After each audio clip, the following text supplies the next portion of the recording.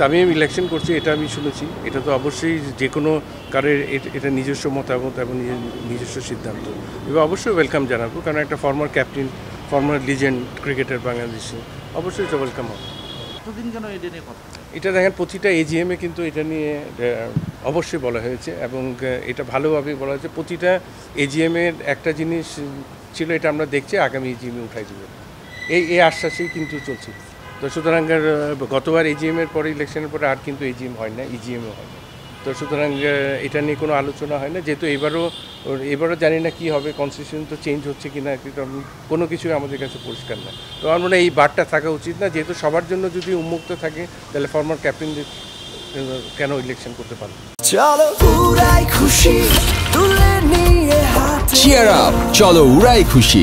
President তো former captain, তার সাথে কি এই ব্যাপারে আসলে কথা হয়েছে কিনা যে এই বারটা আসলে থাকা উচিত উচিত না? হ্যাঁ, অবশ্যই কথা হয়েছে, এখানে ওনার সাথে কথা হয়েছে, তারপরে মাহবুব আনামের সাথেও কথা হয়েছে আমার।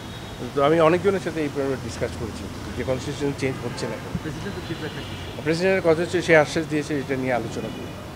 রানু ভাই, আমি ইকবালের কথা শোনা যাচ্ছে সে যদি আসে তাকে আপনারা হেল্প করবেন কি, এবং এটা কতটা এখন যদি আমি কিভাবে আসবো এটা তো আমি আগে জানি না। তারপর তো তামিম ইলেকশন করছে এটা আমি শুনেছি। এটা তো অবশ্যই যে কোনো কারের এটা নিজস্ব মতামত এবং নিজস্ব সিদ্ধান্ত। এবার অবশ্যই ওয়েলকাম জানাবো, কারণ একটা former captain, former legend cricketer বাংলাদেশে, অবশ্যই এটা ওয়েলকাম হবে।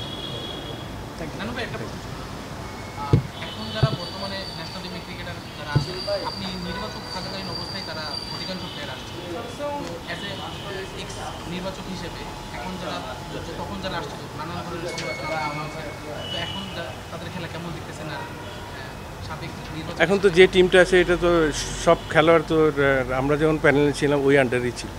এখানে তো নতুন কাউকে আমি দেখছি না যে নতুন কেউ একদম নতুন কেউ খেলছে। তো সুতরাং এটা নিয়ে তো সব খেলোয়াড়ই তো আমাদের, এবং নতুন যে ঢুকবে ও তো আমাদের খেলোয়াড়। তো সুতরাং এখন টিম ভালো খেলছে, ধারাবাহিকভাবে ভালো যাচ্ছে, এটা আমরা আরও ভালো খেলুক, এটা চাই। এশিয়া কাপটা ভালো ক্রিকেট দেখতে চাই। এশিয়া কাপ নিয়ে প্রত্যাশাটা ব্যক্তিগতভাবে আপনার? প্রত্যাশা তো সবসময় আসে, বিশেষ করে সব তিন ফর্মেটে ভালো ক্রিকেট খেলার প্রত্যাশা সবসময় থাকে এবং থাকবে।